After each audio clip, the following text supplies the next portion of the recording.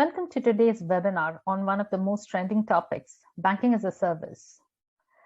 Today, we have guests who have hands-on experience and can offer their home-cooked recipes, which have really worked and helped them to differentiate with the secret sauce.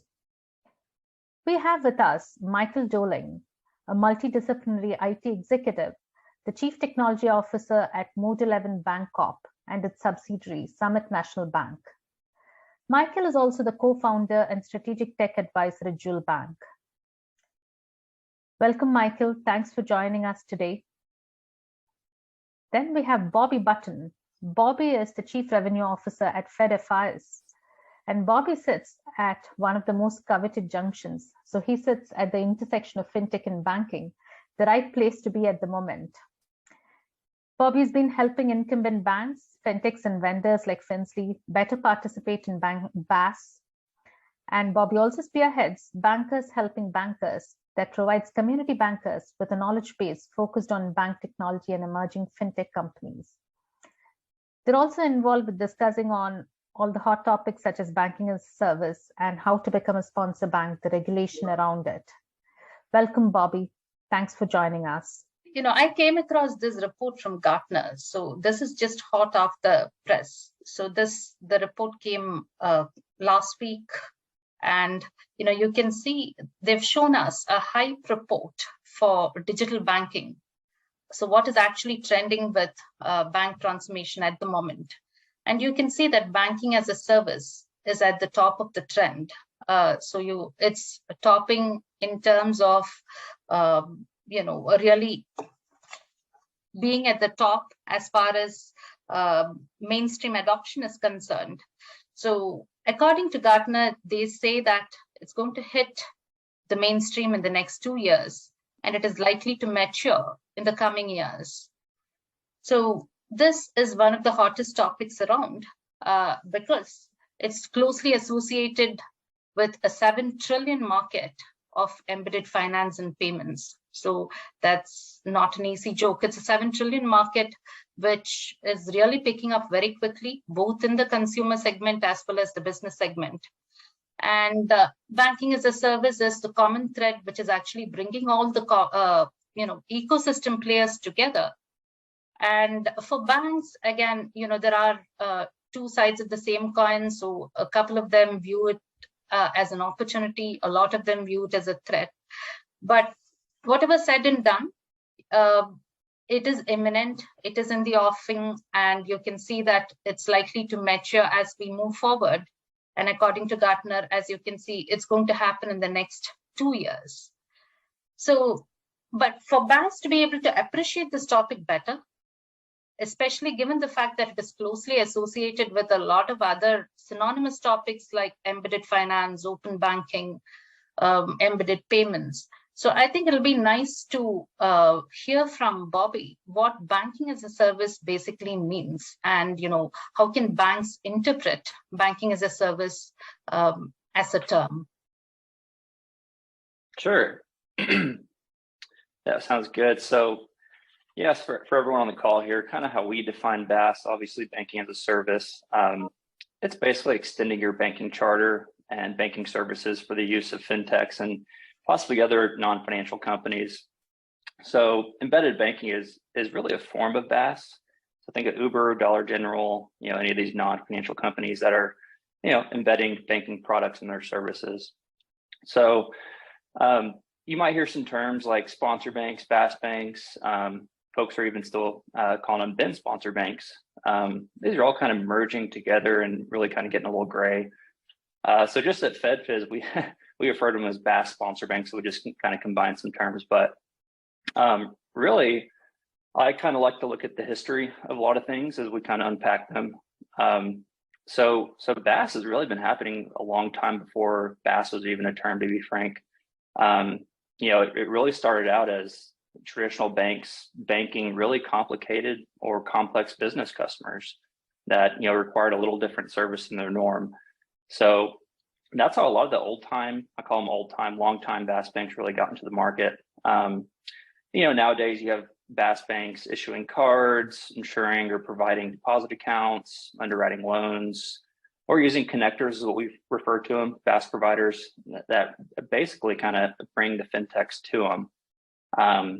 So I think the punchline for me, just from a community bank lens, is what BaaS is bringing to them is basically you're no longer limited by your geography with BaaS. We can expand more on that later, and I think we will. But hopefully that kind of gives helps orient some of the audience to what really BaaS is and what it means. Excellent, Bobby. And Mike, do you have to add anything to the interpretation that Bobby has given us? No, I think Bobby is right on. Just a couple of things from a technology perspective.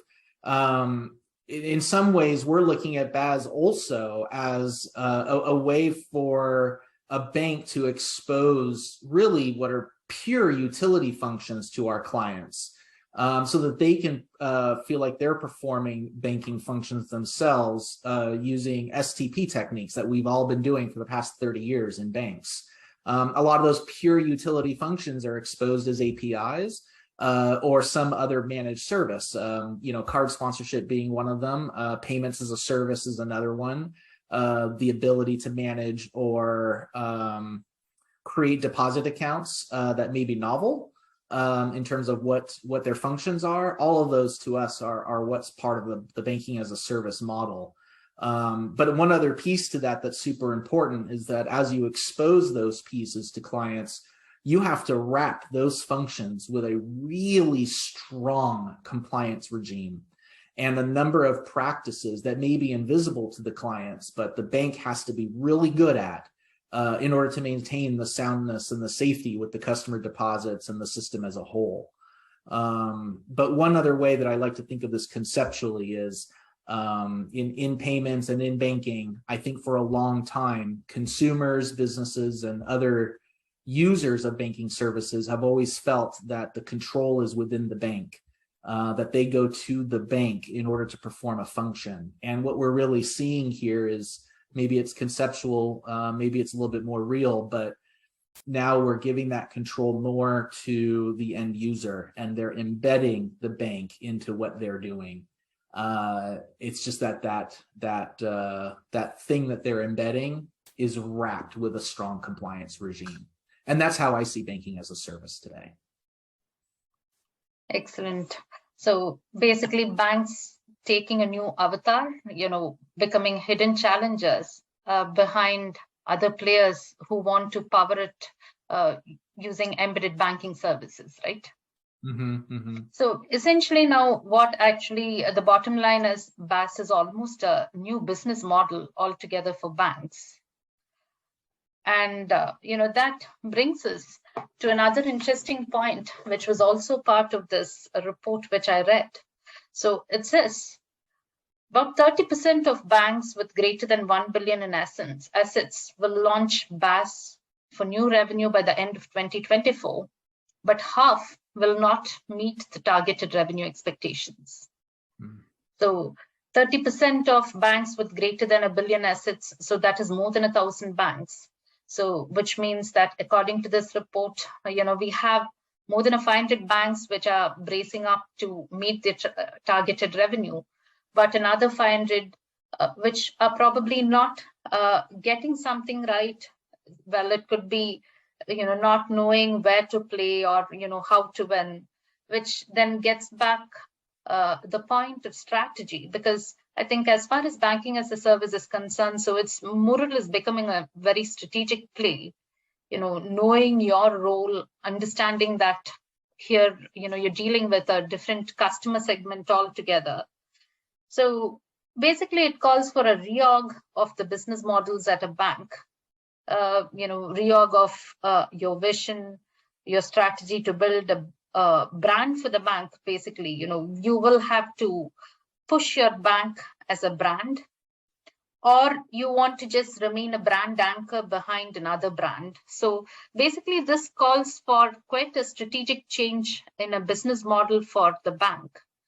So more than anything, the new business model should also help them to move away from just giving another commoditized service. Because if you look at banking as a service, when we speak to banks, the conversation ends with, sponsoring a card or, just powering credit cards. But, beyond that, the conversation does not mature. But there is a lot of opportunity beyond cards in other segments of embedded banking, including payments.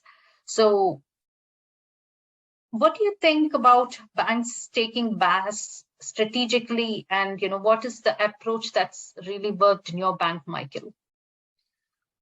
So, if this slide is really interesting, if this slide is actually true, I feel that a lot of banks going down this road are probably thinking, how do we take the existing products that we have and simply exposing them, to our fintechs?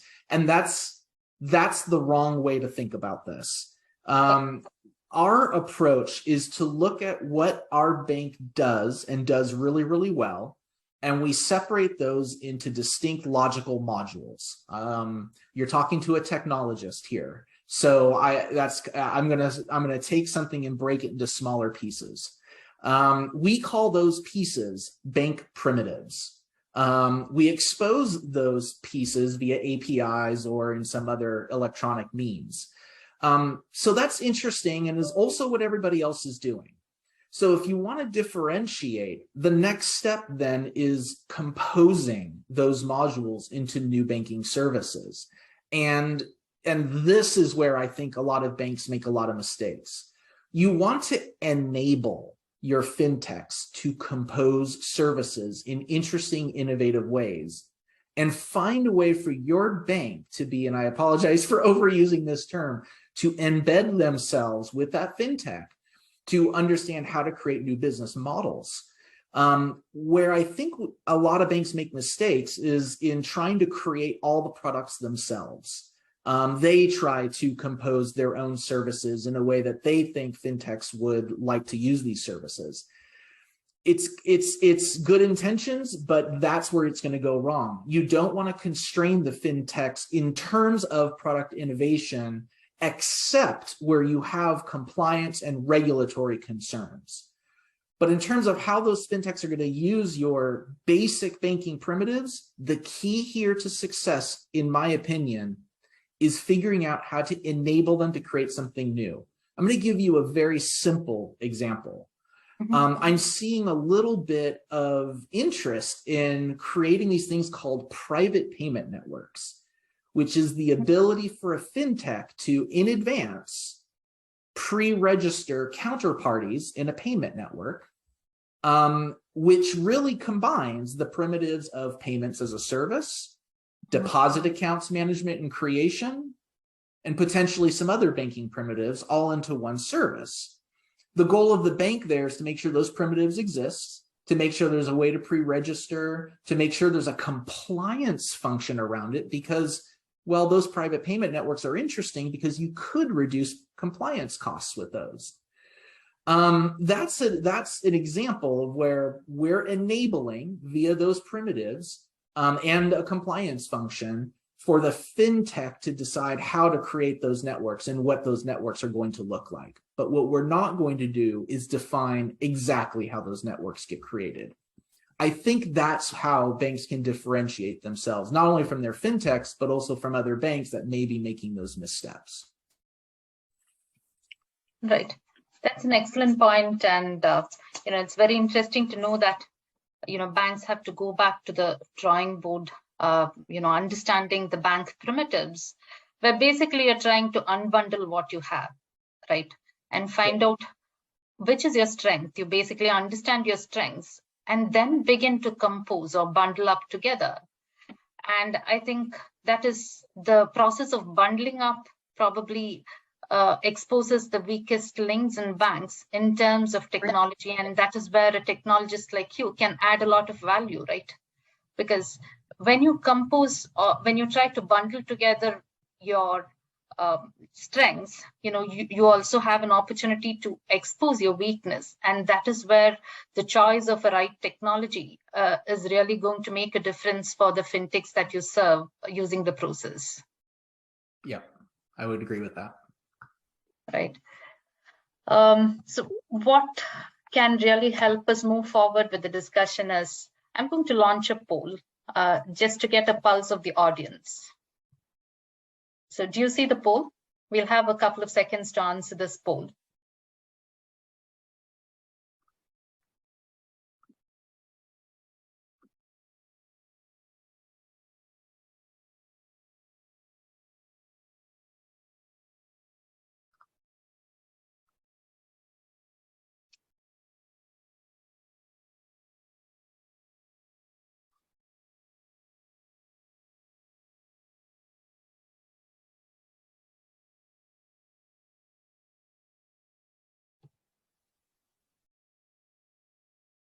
Right.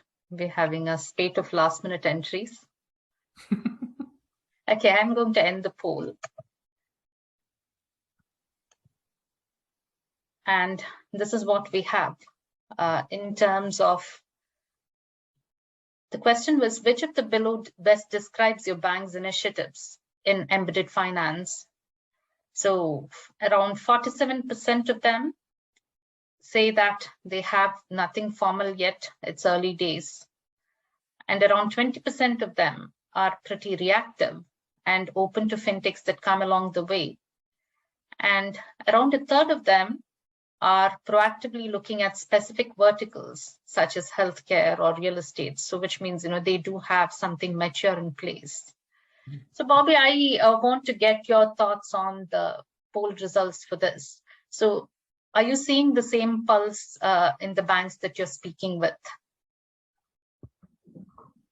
I think so, especially the first point of, nothing set in stone yet, but thinking about it and kind of acting opportunistically. We're seeing a ton of that. So I love the slide that you have up here. And honestly, I wouldn't be surprised if it's more than 30%. There's so much demand out there right now for sponsor banks, BaaS banks. Too many fintechs, not enough BaaS banks. Just some quick numbers for everyone. And this comes from our database that we have. So we track all the BaaS banks and all the fintechs so we can see who's partnered with who. We break down all the feature functions of the fintechs. It's pretty thorough. So right now, as of today, we're at 103 BaaS banks sponsoring about 450 fintechs. And we know of probably about 1,000 other fintechs out there that are just getting started. Can't launch yet just because there's a big bottleneck, again, of needing sponsor banks out there. So I like the poll, Suja, and I was just going to add on, I come from a different perspective of Michael from the, I'll tackle it from a non-technological stance of kind of how a bank is thinking about BaaS and just kind of speaking from what we're hearing from the banks and how we advise them. So I think the biggest question we always get is, how do I find the fintechs? And we always kind of laugh and say, don't worry, they're going to find you. Again, once you kind of announce that you're open for business, you're going to be beating them off with a stick. But just from kind of ground zero, I like to, talk with banks and help them, kind of take a look at your financials and maybe what do you want to improve on in your balance sheet? Take a look at your offerings and products that you're currently offering and, what would you like to offer that you can't already? This might be due to like incumbent platforms not offering it, might be too expensive with your core. So take a look at those two things. And then also like your customer base. So is there a segment that you might be underserving or not servicing at all? I think those are all great questions as you kind of look at BaaS of how you want to enter the market and what to look for. So again, I think the cool part is banks are no longer limited by geography. You can reach businesses and users across the country. So BaaS is really just democratizing banking access to some of these less served markets or underserved markets. That was just all I was going to add, but in short, Suja, definitely seeing same thing that the poll showed.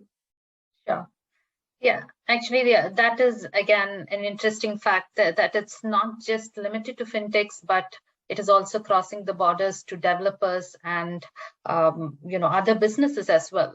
So you even have your corporate clients, treasury clients coming to you asking you for APIs, right? So you have the bigger banks like Goldman Sachs investing in transactional banking. The Goldman Sachs TXP is a division which just caters to institutional clients through its treasury APIs. So I think there is a lot of potential in dealing with different customer segments, and which means, as a bank, I think we need to focus on the three fundamental elements of people, process, and technology. So which is basically bringing about a cultural change in the bank across these vectors. So Michael, I just want to hear from you how easy, or what is the best way to bring about such a culture change? This one's a hard one, CJ. And this is going to, my answer here is going to be a little bit controversial, but I would recommend everyone really think about what I'm trying to say here. The culture change here is one where banks need to understand, again, going back to composability, that this is an ecosystem play. You need to think about an entire ecosystem of players and how all the functions work together. This is, in essence, something that software engineers, technologists do as a part of their day-to-day life. I bring that up because in most banks, IT, software development, technology spend, these are considered like an expense office. And that is a real problem because everybody always wants to, well, reduce your expenses. The big cultural change here is, how do we go from looking at IT as an expense office to an office that drives revenue? And that essentially means that what we are building as a bank, how does it connect directly to how we drive additional revenue at the bank? And then how do we utilize technology to continue to do that? That's a huge cultural paradigm change at banks, and it's not an easy job, but you have to, it's a lot more than catered lunches or big salaries or anything along those lines. It's embedding the very fabric of what it means to create technology, which is iterative improvements, aggressive prioritization, the knowing how to decompose and recompose. It all has to be embedded into the organization itself. And I'll end it with this, because this will tell you a lot about where you are in your journey of culture change. Does your CTO report to your chief operating officer, or does that person report to your CEO and your board of directors directly? That answer to that question is going to tell you a lot about where you are in your journey, because if it's the former, you've got some steps to take. If it's the latter, you're on the right track. Your technology team has to be directly accountable to the CEO and to your board of directors in really to affect that kind of cultural change required to be successful. Excellent. That's it's bringing about kind of a common fabric across the different functions in the bank, right? Yes. And the paradigm change, as you rightly said, so it calls for a lot of decomposition and recomposition, not just at a culture level, but at a technology level too. So which means you should have, technology that lends itself to that agility. Which can help you basically convert a cost center to a revenue generator, right? You got it. Yep. Yeah. Okay. So I'm going to move on to another poll, again, to get the pulse of the audience. Bear with me.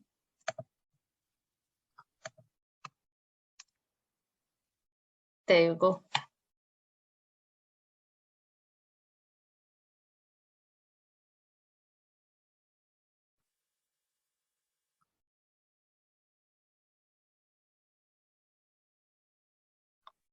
This is a great question.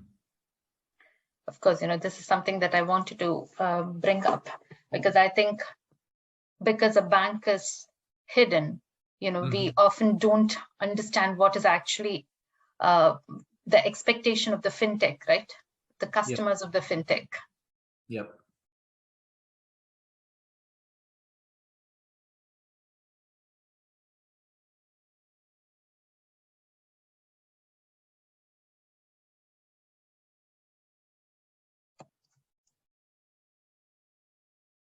Okay, I'm going to end the poll right now.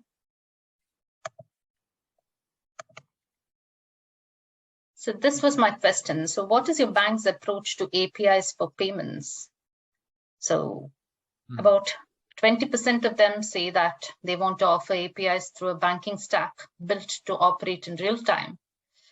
And about 65% say, which is about 2/3 of the participants, say that they want to layer APIs on top of legacy payment systems using middleware. And about 15% of them don't have an API strategy yet. Again, this is quite a point of discussion here, because if you look at the end customer that we are serving, so, obviously at the end of the day, fintechs, for fintechs who are looking to associate with banks, they're looking at offering the best customer experience to their customers, right? So which means it's not just about giving them an option to pay in real time or receive payments in real time, but also wanting to receive the payment updates and postings in real time.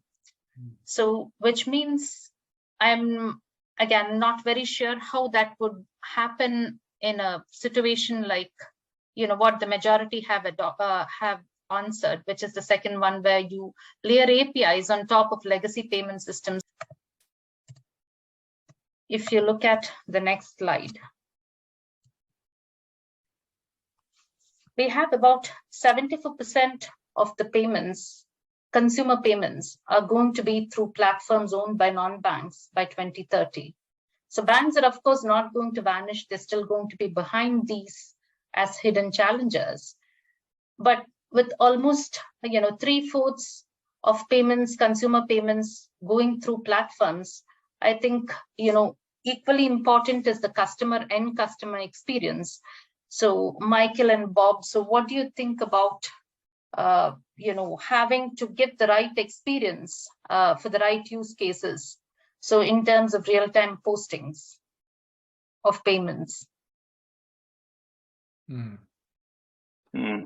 You want to go first, Bobby, or you want me to go? I was going to lean on you for that one, but okay. I will say I love that slide. I think totally see. I think the majority of the payments today are already run through non-banks. But yeah, Michael, I'd love to hear your thoughts on this. I know you're doing some groovy things at Mode 11 on the business B2B side, so curious to hear your thoughts with this as well. So that poll that you did was really interesting and yet not surprising, because there's one in there that was really pretty high, right? Which is people are building kind of a middleware around, I would guess, their current technology stack, which I'm going to further guess is their core processor provider in order to get into the space. This is the unfortunate part of where we are in the community banking landscape, but there is a really great path forward here. So core providers traditionally have been almost the sole technology providers for banks, which basically would mean that a bank's technology solutions were dictated by the schedule of core providers. That may have worked for the banking business in the past, but going forward, it is an absolute albatross on all of us. And so I know we're doing this, and I know other banks are doing this, but there is a strong push to now take what is the traditional core processor and put it into a proverbial corner.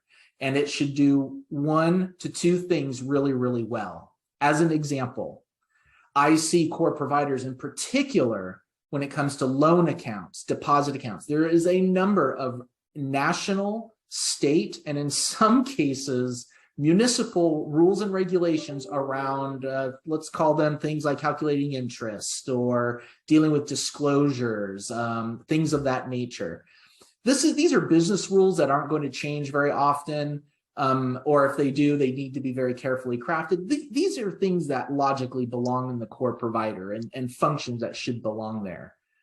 But where the core gets in the way is when you want to put any kind of customization on the payment process, or when you want the account balances to be updated because of payments or other types of activities going on. Mm-hmm.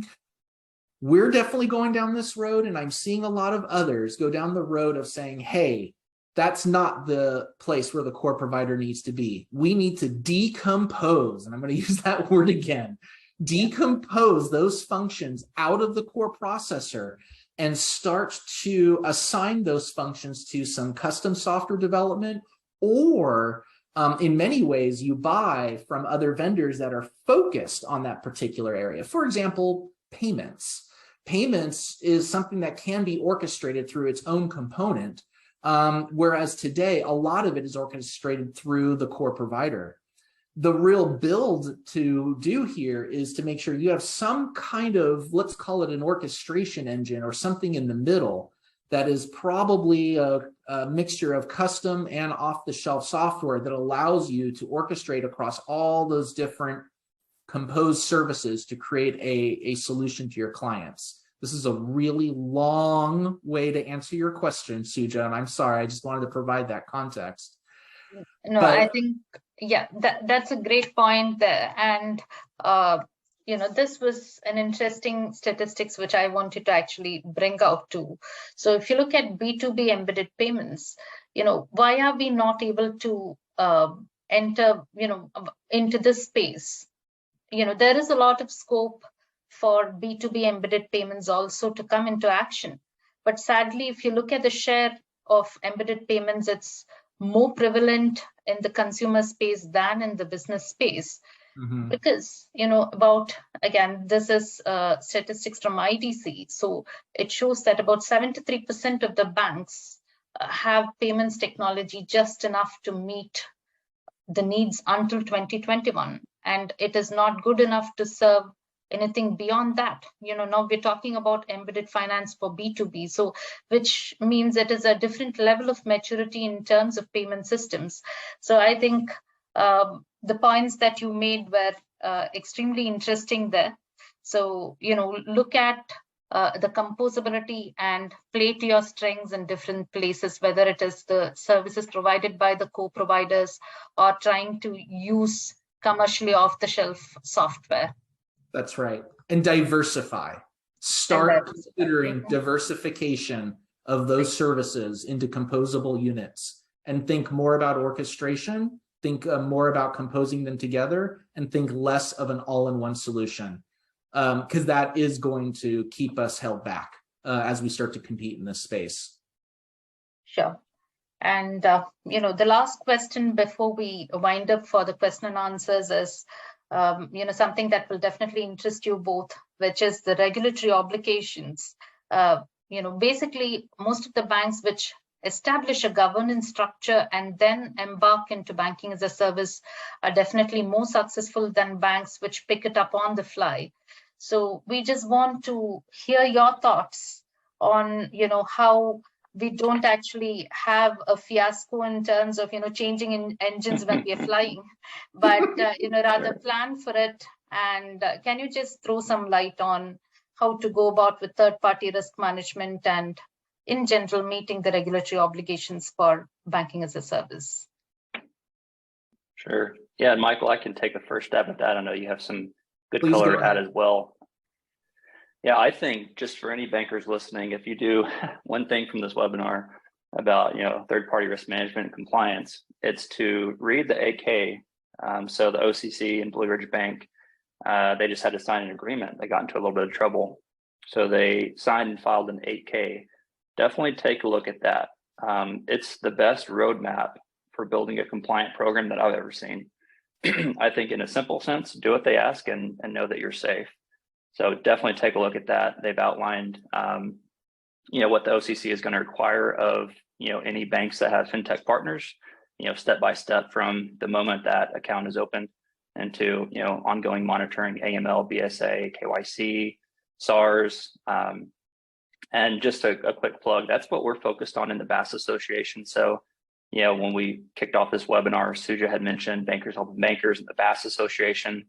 Right now, we're really focused on compliance and regulatory. We're working with a number of the different regulatory bodies out there, and definitely would encourage any BaaS banks or fintechs to participate in that and get some good insights from what we're doing and what we're publishing. Thank you, Bobby.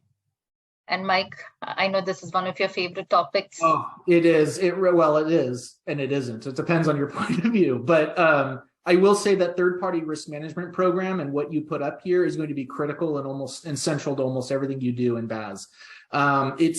You need to not think of that as vendors. They're platforms, and they are conceptually, not in reality, but conceptually, they are going to act as an extension of your business development and sales team. They're bringing customers in and deposits into the bank or whatever other business or functions you're providing. And all the risks associated with that are pretty serious. I'm going to pick a little bit on Wells Fargo here because they're an old employer of mine, but I'm sure everyone remembers and knows that Wells Fargo had that scandal with accounts being opened and et cetera. Those were done by employees. Now think about a platform going through that. And now you have to now you kind of understand the level of EDD you really must do. But it's more than just the due diligence. You also have to think about a continuous engagement with that fintech or that platform that you're bringing on, as well as constant education for them about what they should be looking at. Couple things to just consider here. Always remember your 3 lines of defense. Design your TPRM program and the roles as part of your TPRM program around those 3 lines.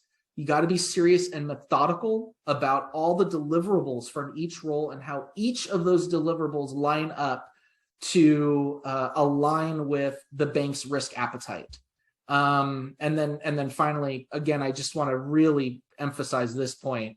You have to think about monitoring the fintechs, and you have to have a partnership with them where they feel that they can take your education and apply it to their business models once you onboard them. And it's going to be constant, and it should not be taken lightly. Excellent.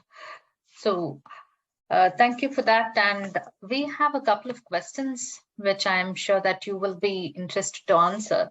So the first question is, where does product belong?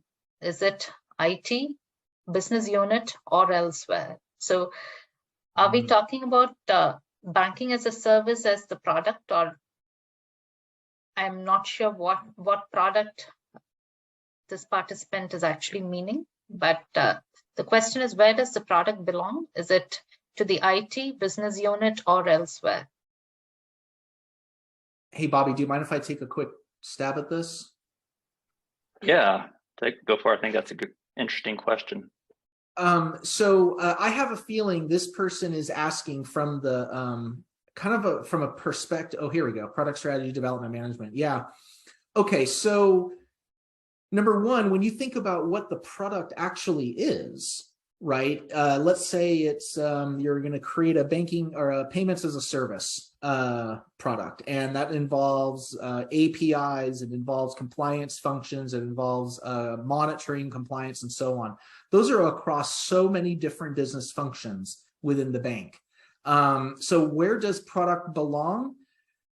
Well, I think what you're asking is who is defining the product first, and that's going to depend on the bank. I can say at Mode 11 that is a strong partnership between IT under the CTO as well as operations.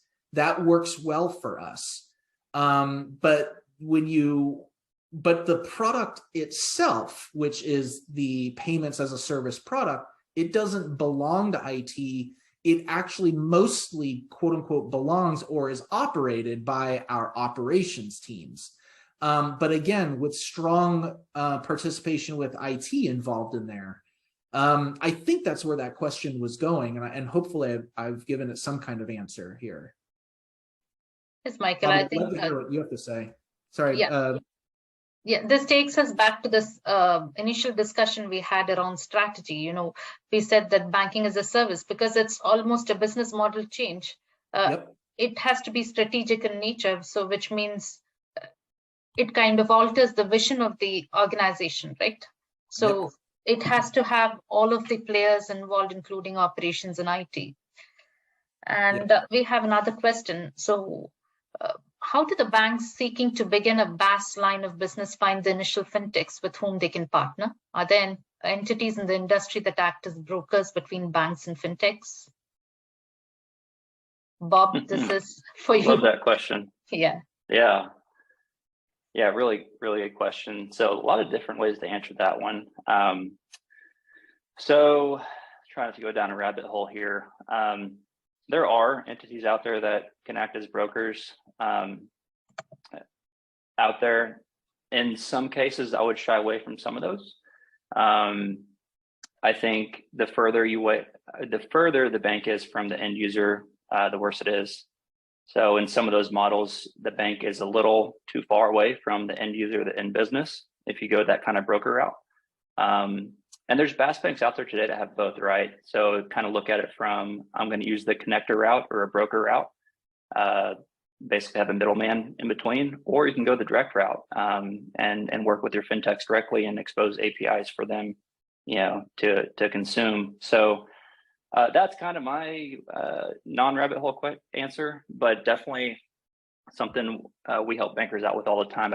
I made a comment earlier in this webinar that, the big question we get from bankers getting into BaaS is, how do I find the fintechs? And like I said, again, it's once you kind of announce to the world that you're open for business and looking for partners, you're going to have a lot of demand, too much that you can handle. So I don't think it's a big concern finding fintechs, but certainly some brokers out there, and the BaaS Association, I think we're going to be able to help with that in the future of, fintech referral almost. Like I said, there's tons of demand out there. It's not like, the 103 BaaS banks are really competing too hard against each other. There's just tons of fintechs out there for everyone. I don't think that's a big concern. Right. And I think, one of the sponsor banks that use our payment technology, they have a beeline of fintechs, again, coming to them because they have the right technology and, as we discussed, a technology that can give the best customer experience to their customers in turn. So I think once you have the right technology, you'll have a beeline of fintechs coming to you. Yep. I think we're done with 45 minutes. Anything else, Michael and Bob, that you want to add that we've not discussed?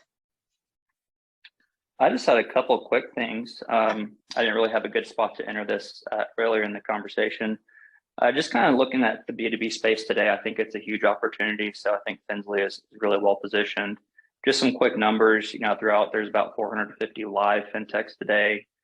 Over 70% of them are just consumer only, retail consumer, right? They're offering, consumer debit cards, accounts. So I think there's a huge opportunity for the real business space. Even when you look at some of the fintechs out there serving what they call SMEs or SMBs, I just don't think it's up to par with what those businesses really need. They're really geared towards what I would consider micro businesses. I know a lot of folks out there kind of look at SMBs as the small coffee shop, but there's really well-established companies out there that are classified as SMBs that need more commercial payment functionality. So just wanted to add that. I think there's a big gap out in the market that needs to be solved. Yeah, B2B. that's a great closing thought, actually. And again, to bring Mike's favorite word, composability, into this, here we can actually compose different kind of experiences for fintechs that might expect differently. If it is an SMB fintech, what they might expect out of a bank might be different from what an institutional client seeking APIs from a bank would expect. So, this is where composability on the fly really makes a lot of difference. And that is where technology actually comes to the rescue. So, if you look at the current payments technology, so it's all based on microservices. So which means you can quickly assemble together customized services, which are kind of bespoke to the kind of fintech or the customer segment that you're trying to serve here.